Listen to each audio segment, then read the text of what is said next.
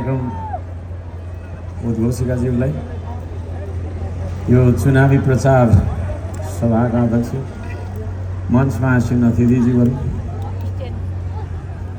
श्रम संस्कृति पार्टीका केन्द्रका श्रमदाताज्यूहरू, विभिन्न तहका श्रमदाताज्यूहरू, पार्टीको तर्फबाट प्रत्यक्ष तथा समानुपातिक उम्मेदवारज्यूहरू, उपस्थित आमा बाबा दाजु भाइ दिदी बहिनी भान्जा भान्जी र जेन्जी, पत्रकार मित्रहरू, सुरक्षाकर्मी मित्रहरू, लाइभ मार्फत हामीलाई हेरिरहनु हुने सम्पूर्ण नेपाली दाजुभाइ दिदीबहिनीहरू र अन्य सबैजनालाई मेरो तर्फबाट माटो प्रेमी अभिवादन। जय माटो, जय देश। यहाँहरू सबैसँग राख्नुपर्ने कुराहरू थुप्रै छन्, तर समय पो हामीसँग अलिक नभएर विराटनगर पनि जानुपर्ने छ, त्यहाँ पनि बोल्नै पर्ने छ। थोरै थोरै कुराहरू राख्छु। सबैजना सन्चै हुनुहुन्छ नि? धन्यवाद छ। यहाँहरू सबैको उपस्थितिका लागि धन्यवाद दिन चाहन्छु। यो व्यवस्थापन गर्नका लागि स्वयंसेवक गरिरहनु हुने सम्पूर्णलाई धन्यवाद दिन चाहन्छु। स्वागत सम्मान गर्नुहुनेहरूलाई पनि धन्यवाद दिन चाहन्छु। विशेष धन्यवाद म हिजो अटो चालक, अटो व्यवसायी मित्रहरूले देखाउनु भएको श्रम संस्कृतिप्रतिको चासो, समर्थन र गर्नुभएको त्यो योगदान भन्छु म। यहाँहरूले ठुलो र्याली निकाल्नु भएको थियो।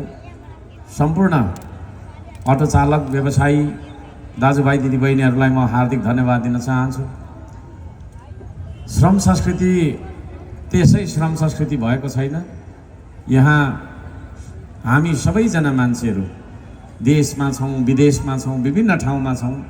हाम्रो समर्थन, हाम्रो शुभेच्छा, हाम्रो शुभकामना, हाम्रो योगदान र सहभागिताले गर्दाखेरि यो श्रम संस्कृति दर्ता भएको 2-3 महिनामा यति ठुलो पार्टी बन्यो।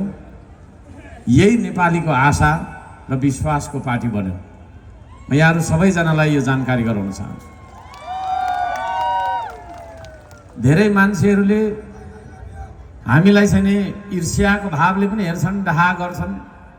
म उहाँहरू सबैजनालाई भन्न चाहन्छु, श्रम संस्कृति वास्तवमा भन्ने हो भने 3 करोड नेपालीको जीवन स्तर उकास्नका लागि, हाम्रो आर्थिक विकास गर्नका लागि, यो देशको स्वाधीनता र सम्प्रभुता बचाउनका लागि यो चाहिँ के अरे पार्टीले अगाडि कदम चालेको छ।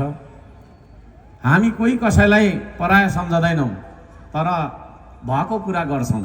भएको कुरा गर्दाखेरि विरोध गर्यो भनेर चाहिँ एउटा भाष्य मान्छेले अहिले चाहिँ के अरे बोल्ने गरेको छ, त्यो गलत हो।